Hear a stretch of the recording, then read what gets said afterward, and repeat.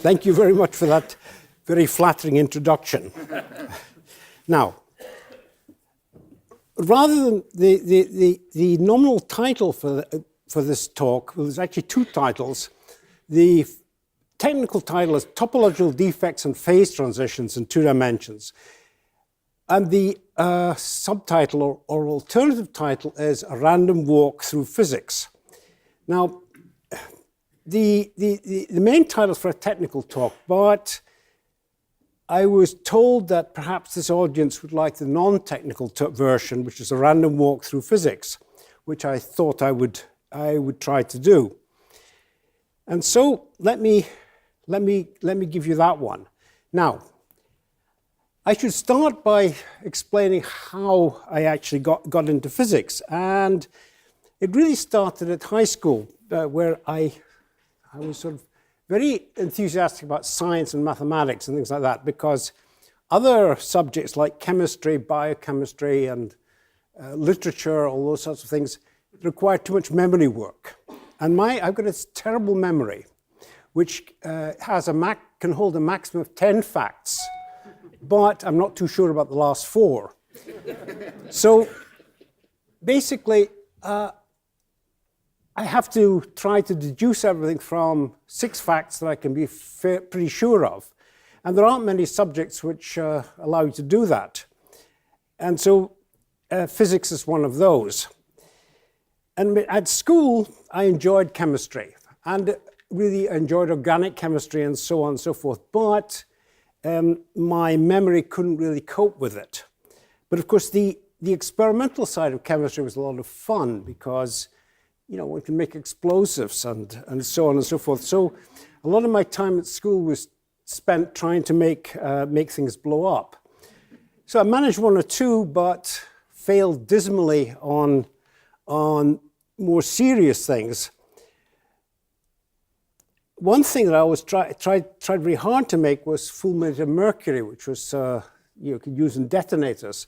But I never managed to make that, although I followed the recipe pretty precisely, and everything happened as the recipe said it should, including the final whitish precipitate, which the recipe claimed was the real thing. But when I took some of that precipitate and dried it carefully and put it on the radiator and then hit it with a hammer, nothing happened. So I decided that really chemistry was a bit of a failure.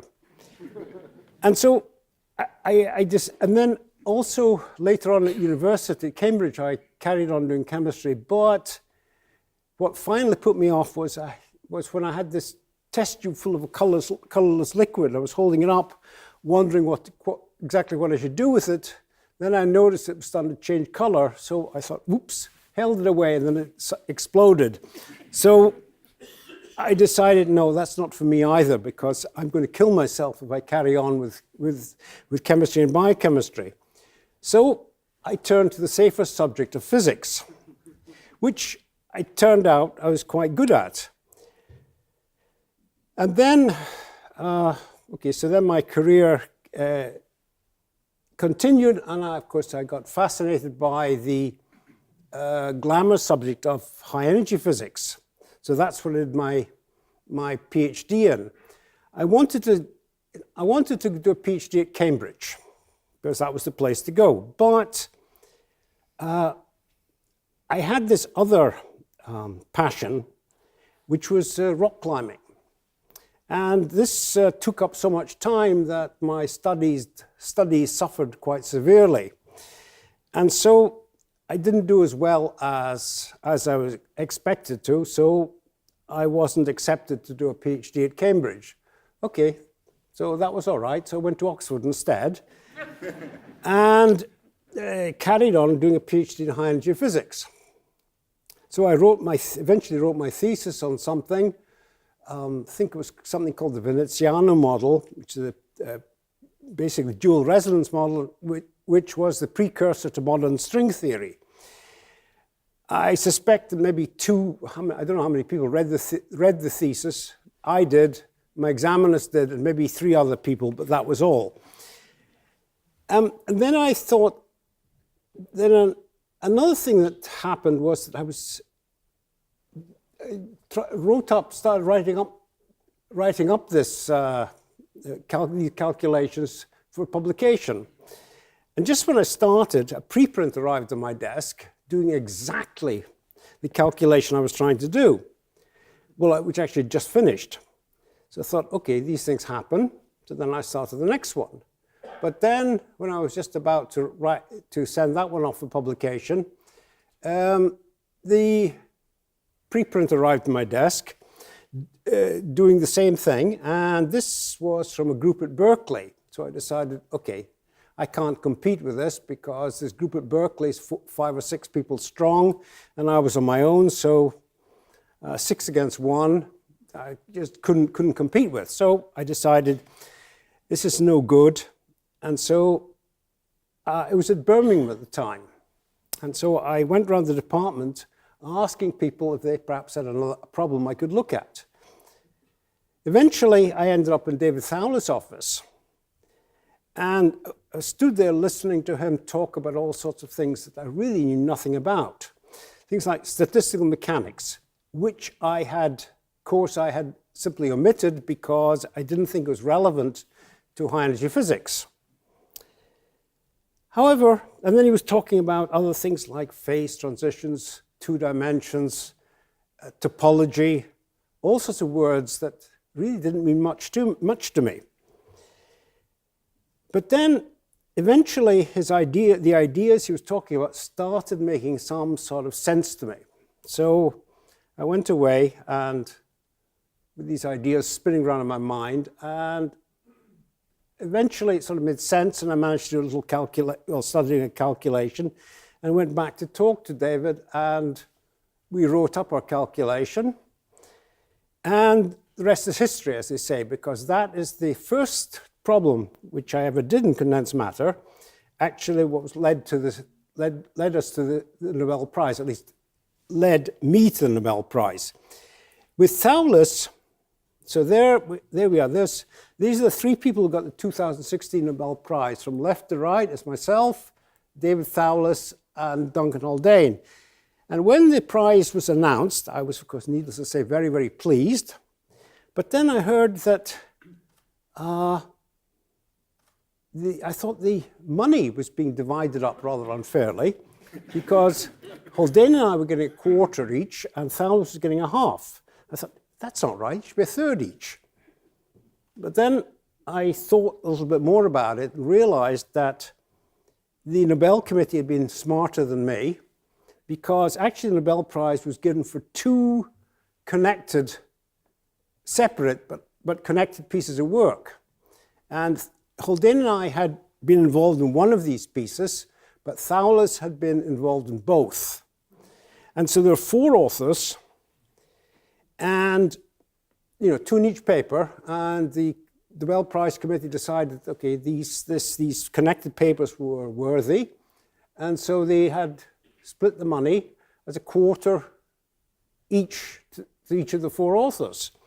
But this conflicted with the restrictions on the Nobel Prize, which was a maximum of 3 people.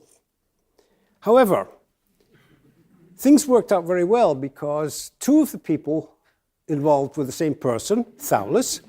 So that's why Thouless got a half, and Haldane and I each got a quarter, which, when I realized this, I decided actually the Nobel Committee was very fair and much smarter than me. And so I was, as I said, very happy to get the 2016 Nobel Prize. And so I thought I'd tell you a little bit about the work we did to get this Nobel Prize. Now, one interesting thing was that the work that Thouless and I did, at least the papers we wrote, there they are. They're all published in the British Journal of Physics, which is not the most influential journal. And so, not the highest impact of journals like Nature and Science and so on, but still there's some quite good work published in this journal. And so even publishing in such a low impact journal, it can be some fairly important work. And so I was very pleased that this work was actually recognized. Now, let's see now. Okay, so this is what the problem we investigated was an old problem. It's been floating around for maybe 20 years or something.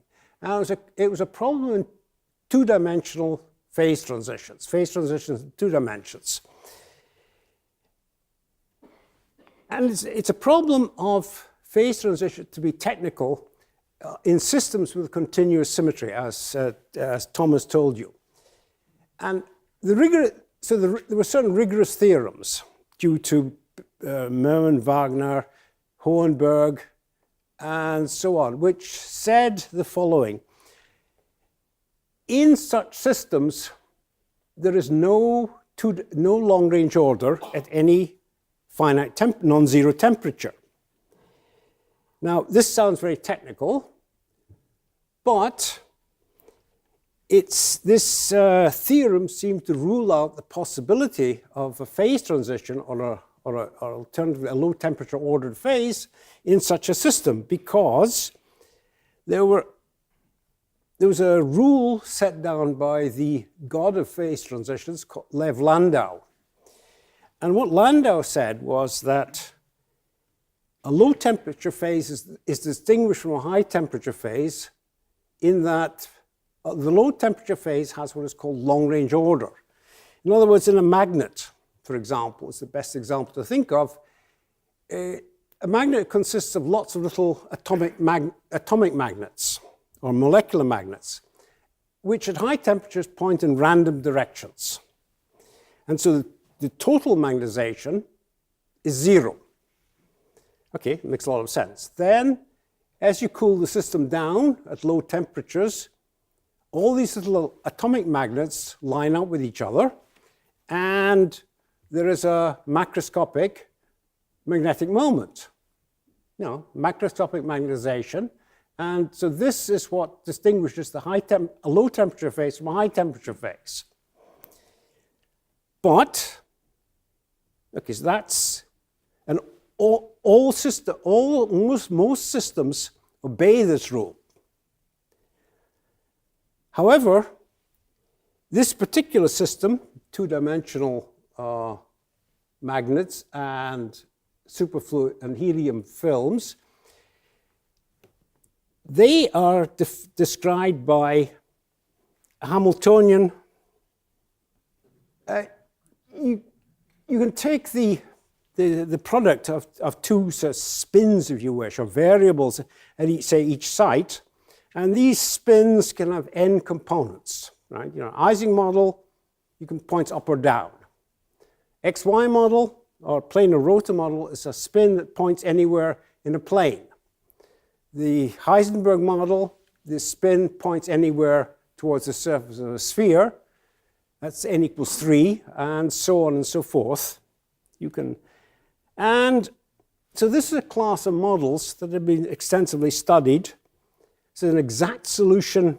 If you take n equals 1, this is the Ising model, and there is a phase transition in 2 dimensions due to an exact solution due to Lars Onsager back in the mid-40s.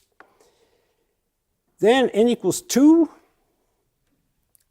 This is it's a magnet, if you wish, or alternatively, it describes superfluid helium. And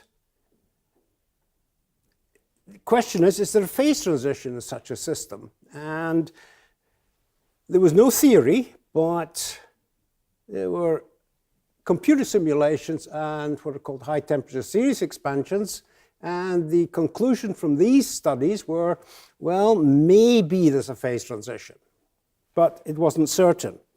And then if you go to higher number of spin components, greater than 2, like 3, 4, 5, and so on,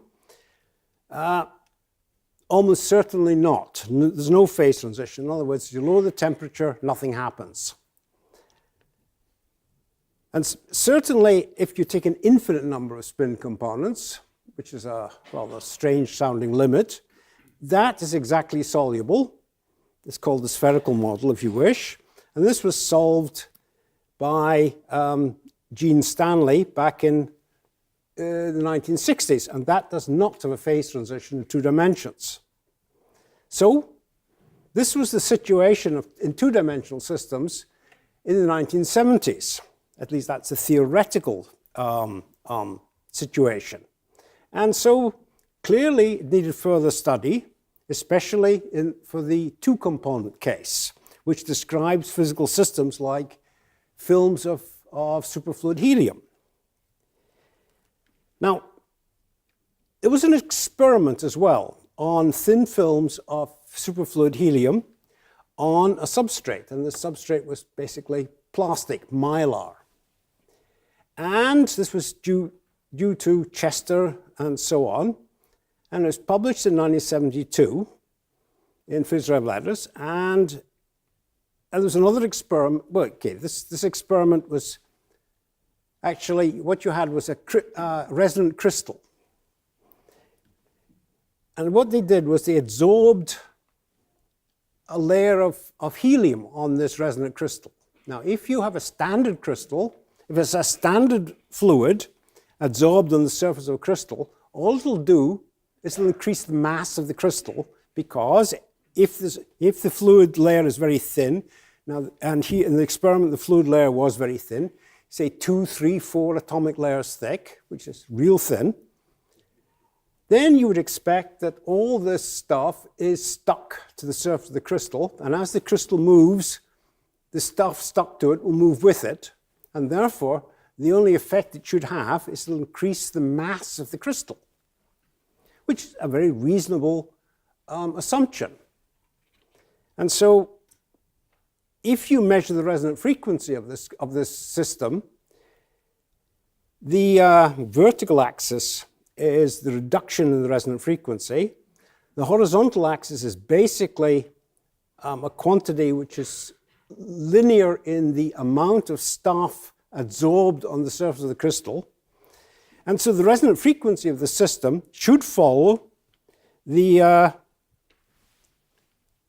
solid line, right? Because it's just linear in the mass of the crystal.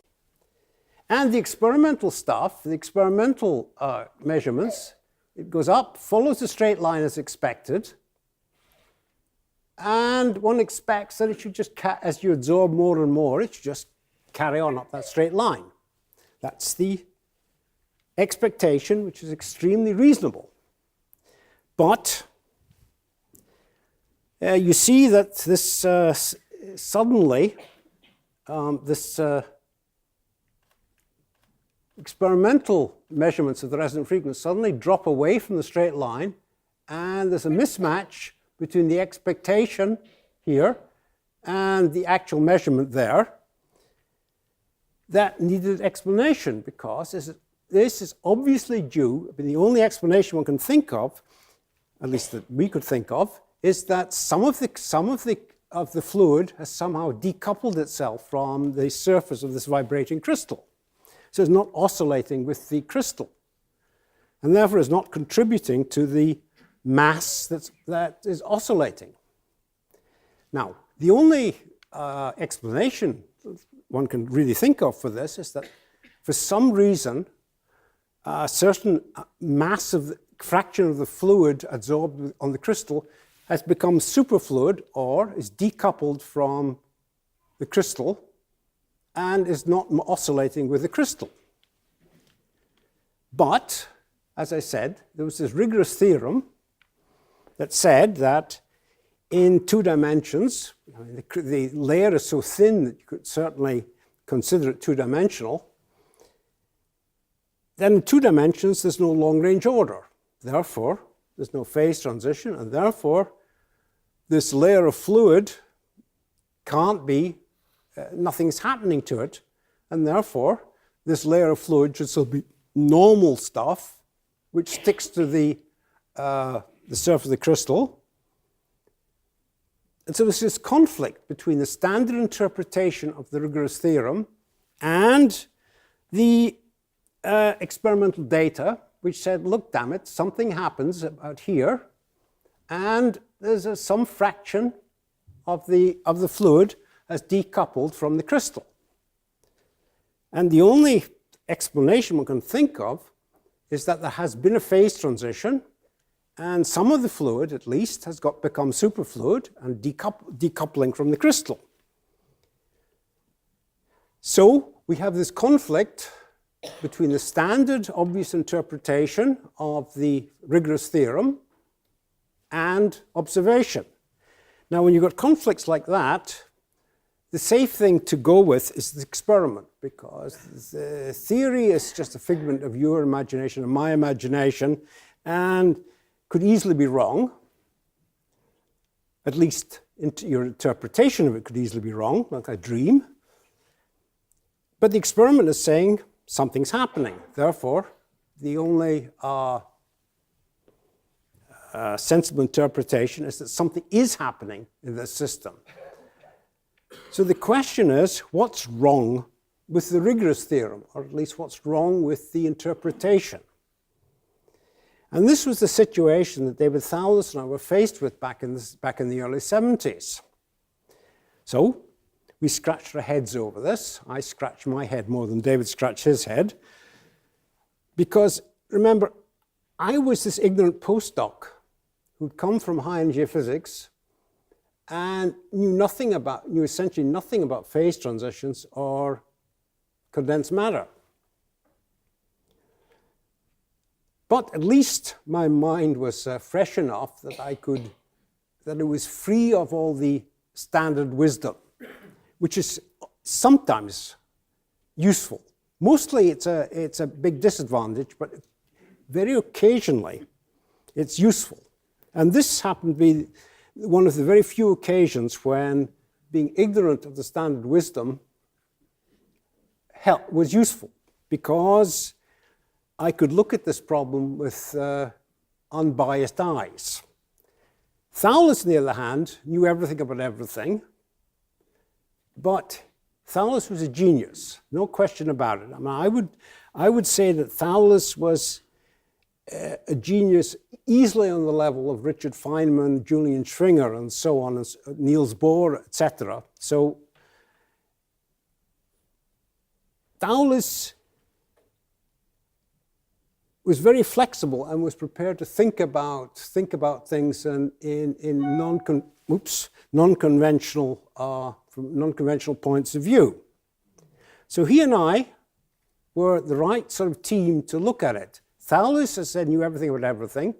I knew nothing about everything, but I could at least look at things with an unbiased eye.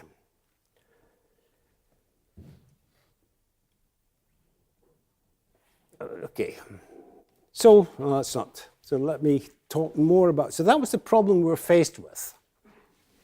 And so Dave and I spent many a happy or unhappy hour drawing pictures on the blackboard and talking with each other, or arguing with each other. And we eventually managed to come up with some ideas about what might be happening. But remember, the important thing is that we had to clear our minds of the wisdom that was handed down to us by Lev Landau, saying that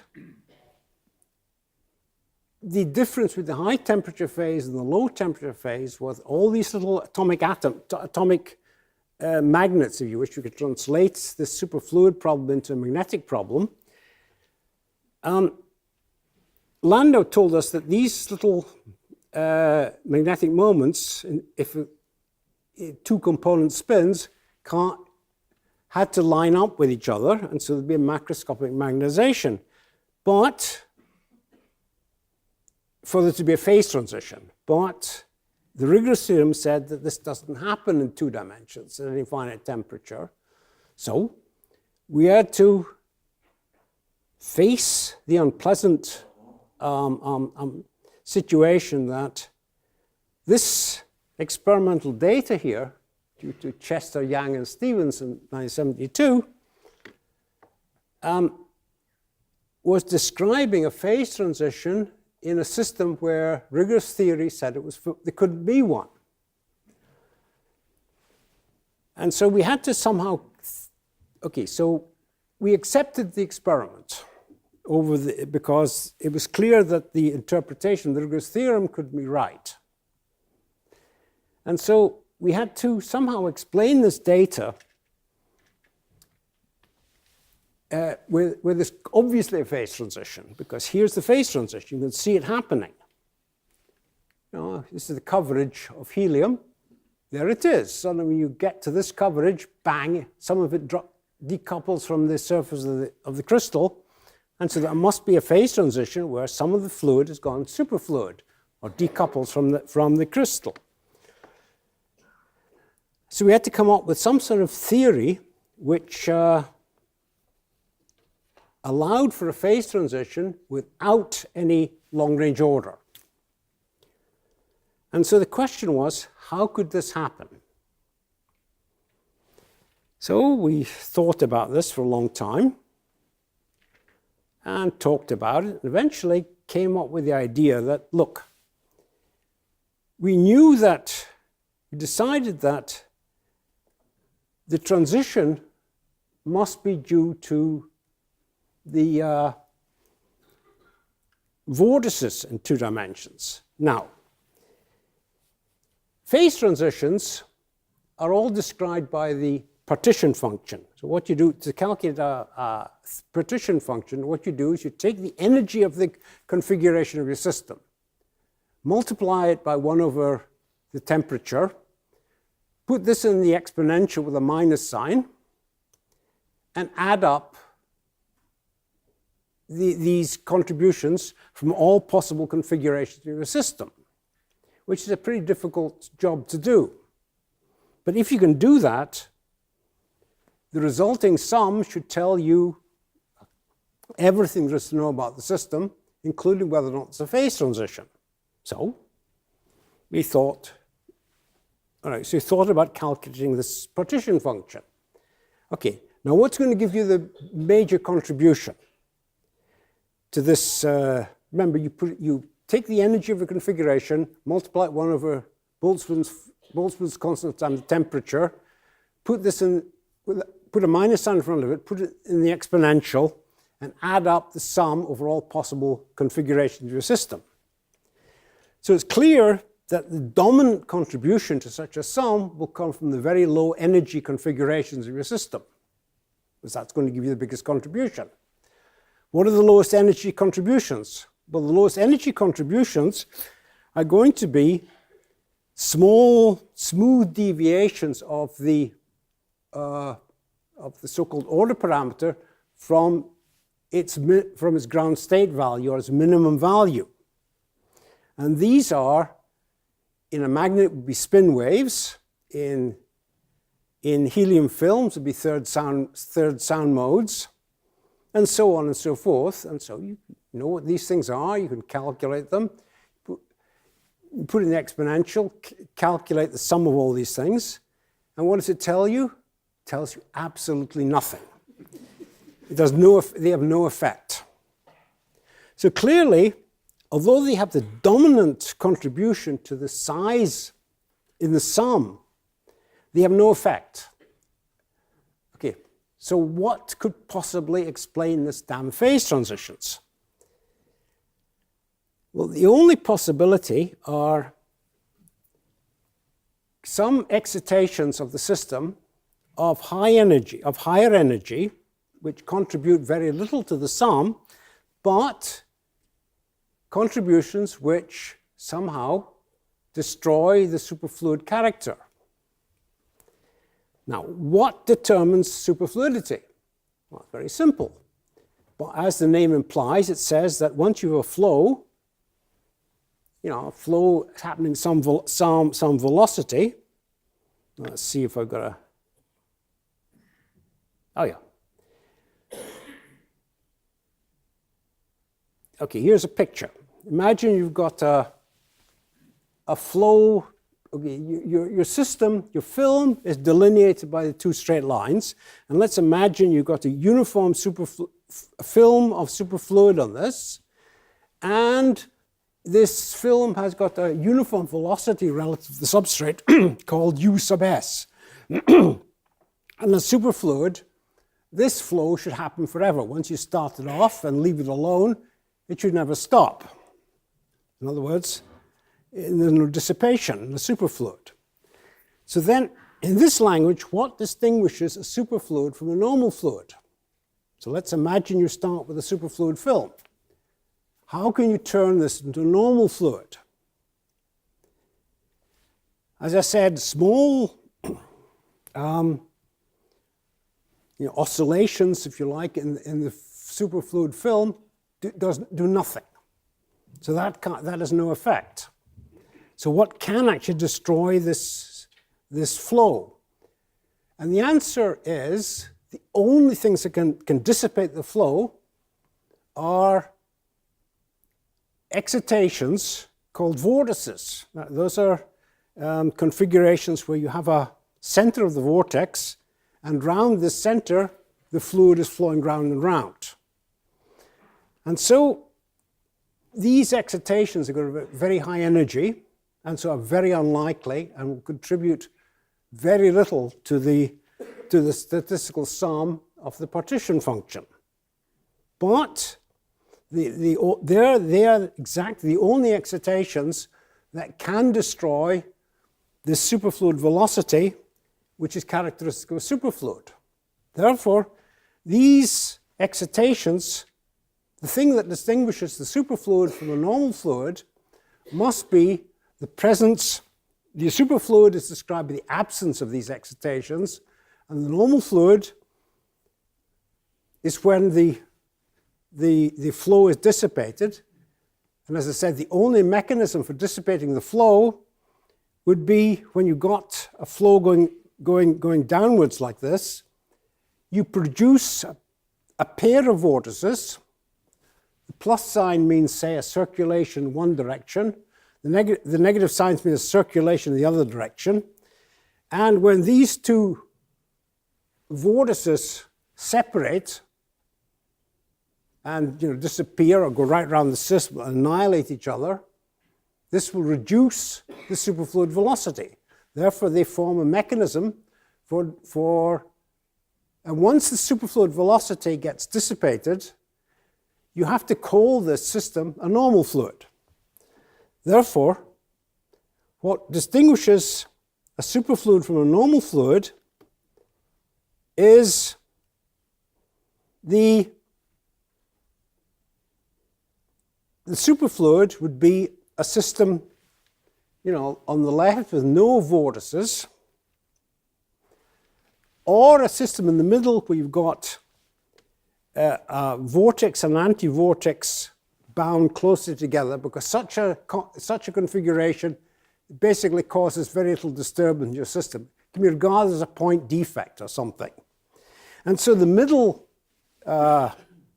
system is just an artist's rendering of a possible, a superfluid configuration where you still have a superfluid. But then the right-hand configuration of vortices, just where the vortices have simply drifted further apart. But when they're further apart, they can be regarded as basically free, because and then once they're free,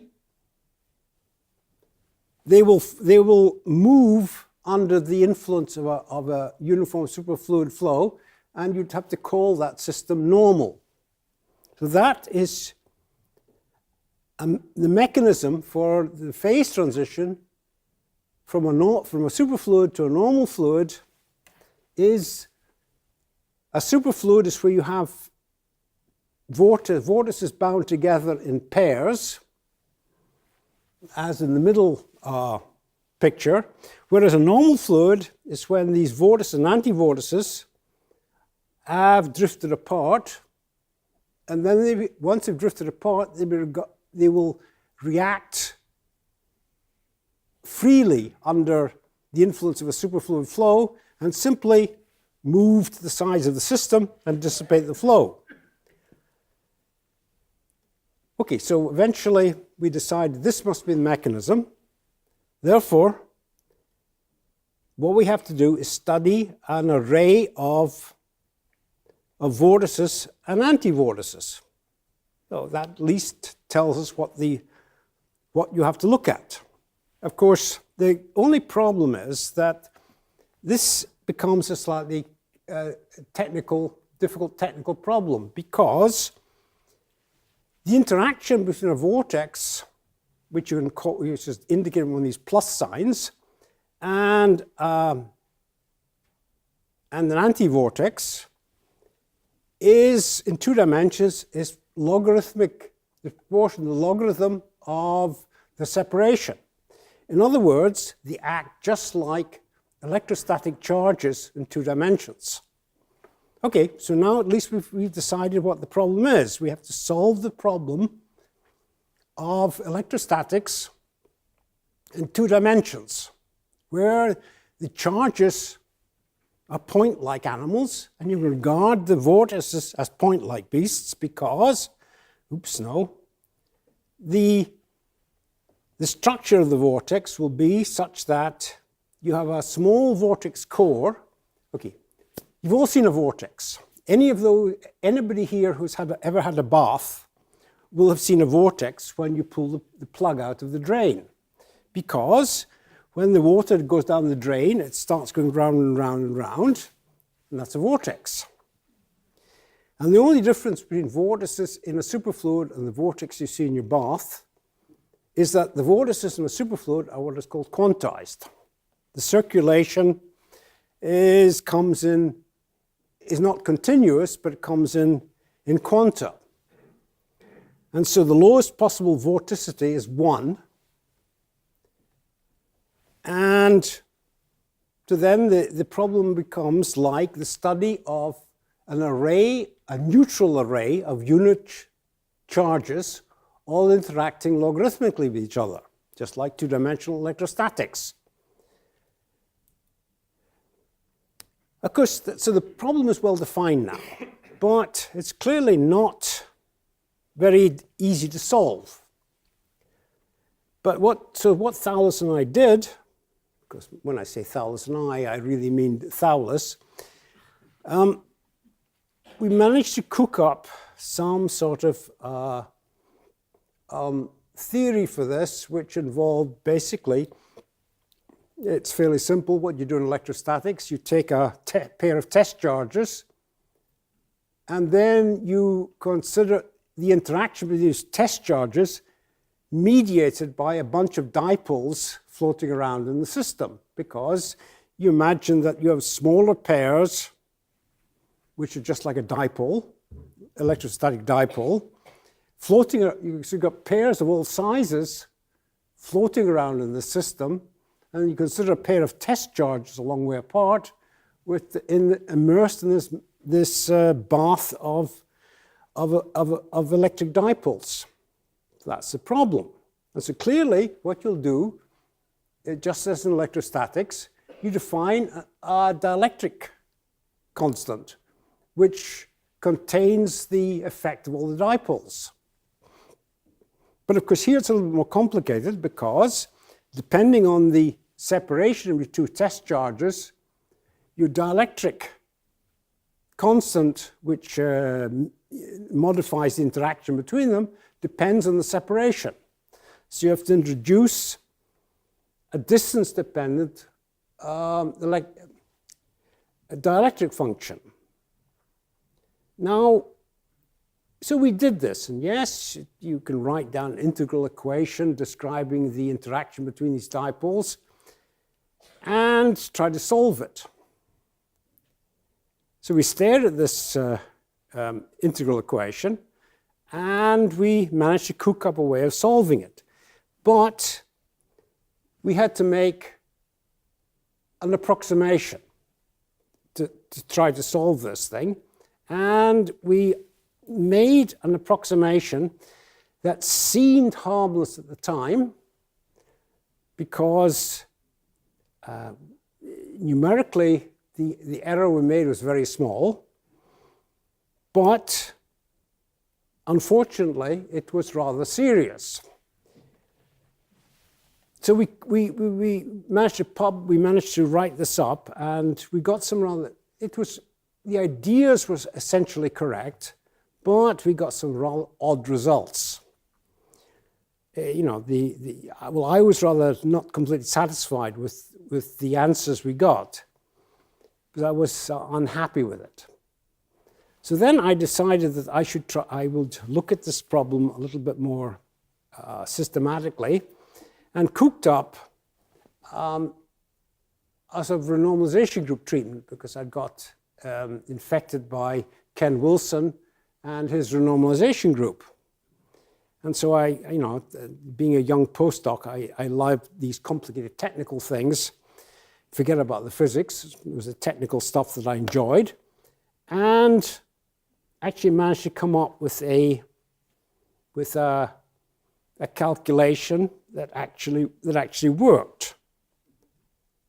Okay, so there's the results of a so-called renormalization group calculation.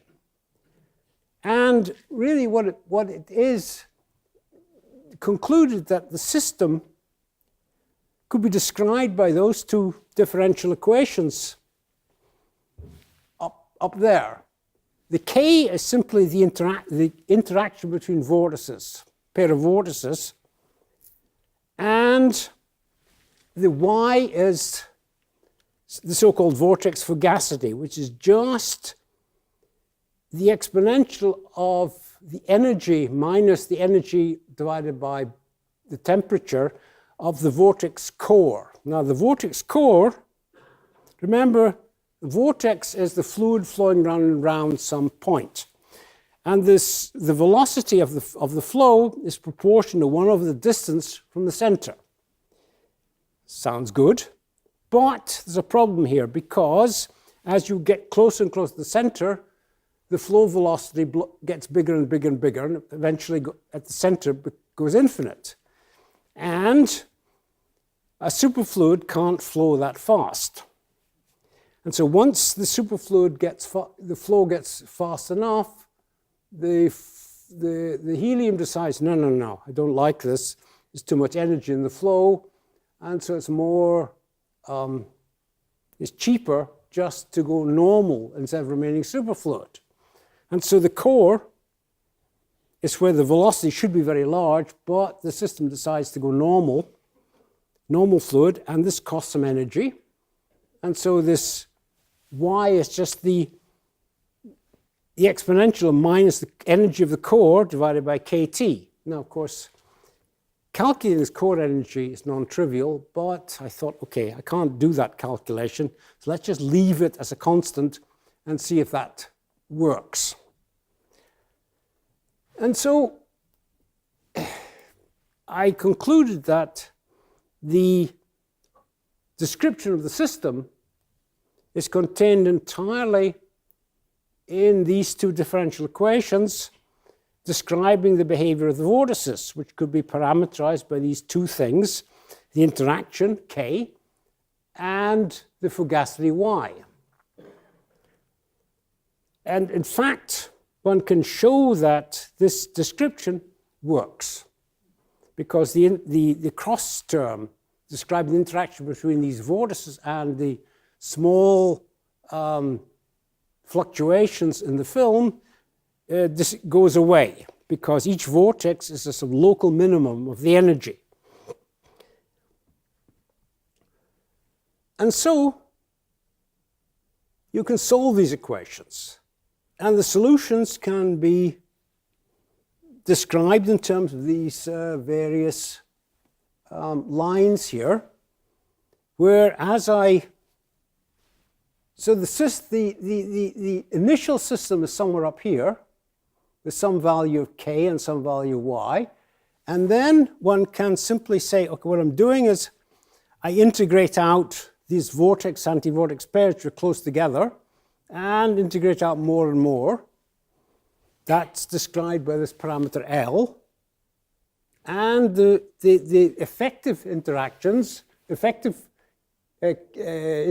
and fugacity are described by the flow from starting point to somewhere else, and so the description of the system here, the real system, is transformed into a system with a different fugacity and a different interaction.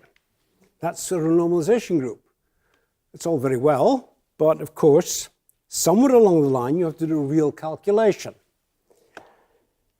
And okay, so here one can actually do it because the flows fall into two classes. There's one class where the flow goes down like this, and then the effective interaction plunges to zero, which is equivalent to saying, so the effective fugacity plunges to zero, which is equivalent to saying that, look, this is a system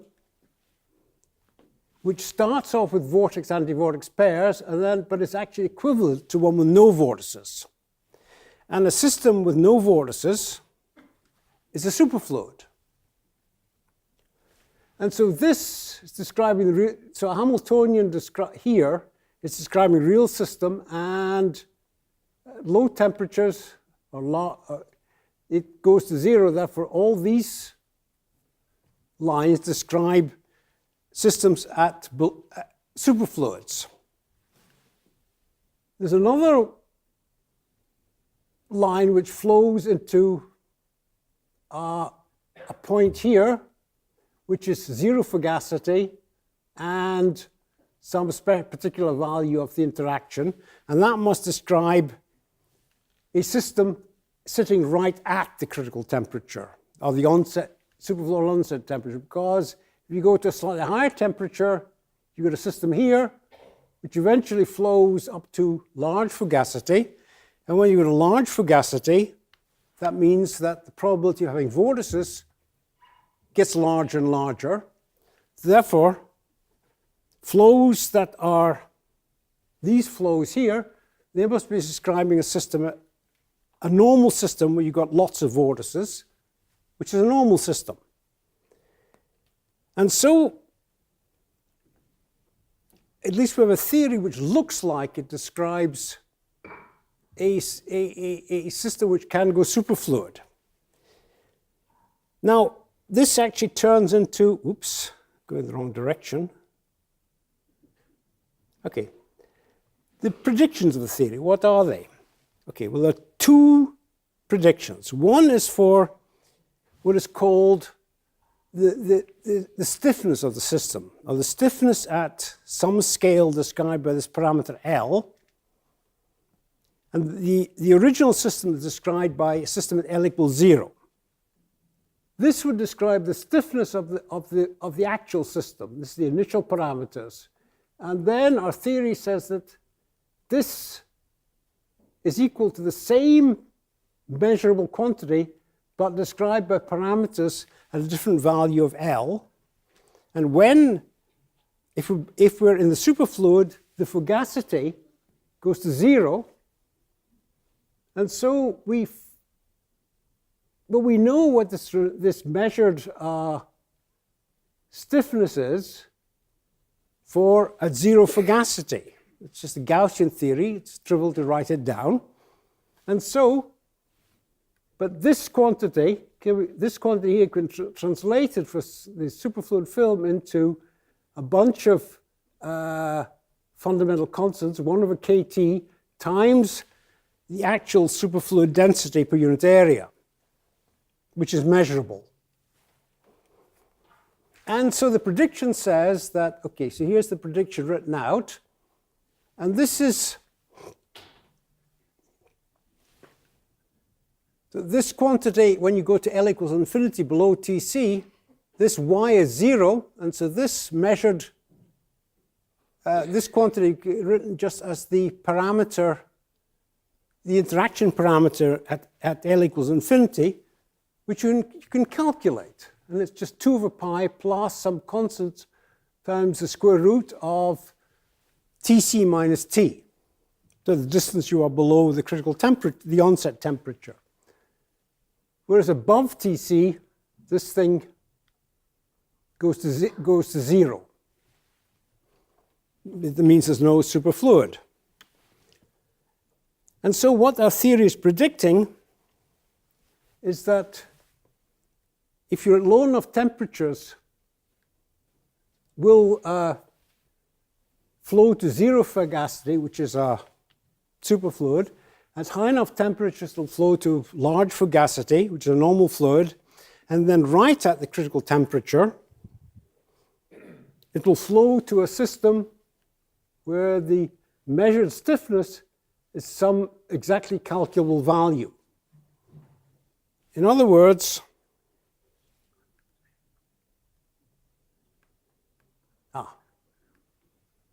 right, it becomes, at Tc, the stiffness becomes 2 over pi. But the stiffness is related to the actual measured superfluid density. In other words, what's going to happen is the superfluid density, as you lower the temperature, as you raise the temperature, will suddenly plunge to zero discontinuously. But the transition is what is called continuous.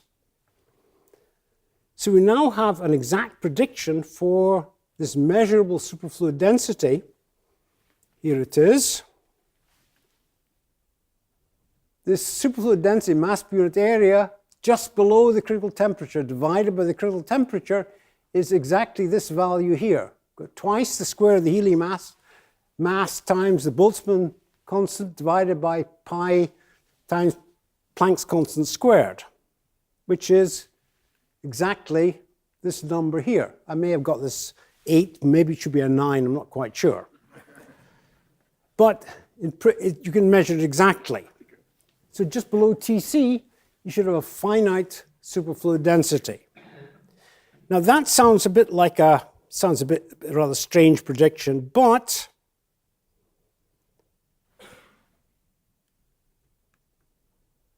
the experiment was done by Bishop and Reppe back in a few years after the prediction. And here is the experimental data. Here is the superfluid density per unit area, and they've written down a 10 to the 9, so I must have got it wrong.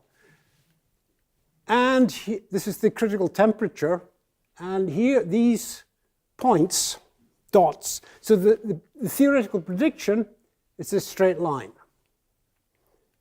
And you have an exact prediction for the slope of this line. And the experiments all fall pretty close to this predicted line. Now, that's the experimental data compared to theory, and you can leave it to the audience to decide whether that fit is reasonable or not. But being biased, I view this as a confirmation of our theory, because, as I said, our theory says that the superfluid density is proportional to, lies on the straight line, and the slope, and our theory predicts the slope of that line.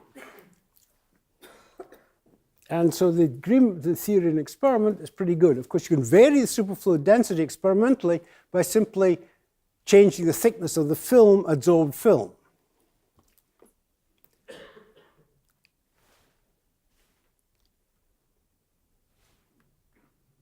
Okay, now one can do the same thing for two-dimensional melting, because the things that are responsible for melting a two-dimensional crystal are not the phonon vibrations, but they're actually these topological singularities called dislocations. And the theory of these of the transition driven by dislocations, I mean, if you have a pair of dislocations, dislocation and anti-dislocation, and these drift apart, if they're far enough apart, these will then, if you apply some small shear stress to your system, these dislocations will simply flow off to infinity, and then the crystal can adjust to the shear stress without any at zero energy cost. And therefore, it's responding like a fluid. viscous fluid, but a fluid nevertheless. And so the melting of a two-dimensional crystal will be controlled by these dislocations, which play exactly the same role as the vortices do for the destruction of superfluidity. The theory is a bit more complicated, and Thouless and I did attempt to work out the theory, but I got sick at that time, and so I couldn't work. And this theory was worked out by David Nelson and Bert Halperin in the States. And David Nelson says that his career was made by, it was made due to working out the theory of dislocations. So again, an experiment was done in two-dimensional melting. Now you would say, wait a minute, how can you make a two-dimensional system that's free of, it's isolated? Because you can't make a two-dimensional solid unless you support it on something. But when you support it on something, it's no longer two-dimensional. And the theory is applicable to an ideal two-dimensional system. So how would you do an experiment on an ideal two-dimensional system?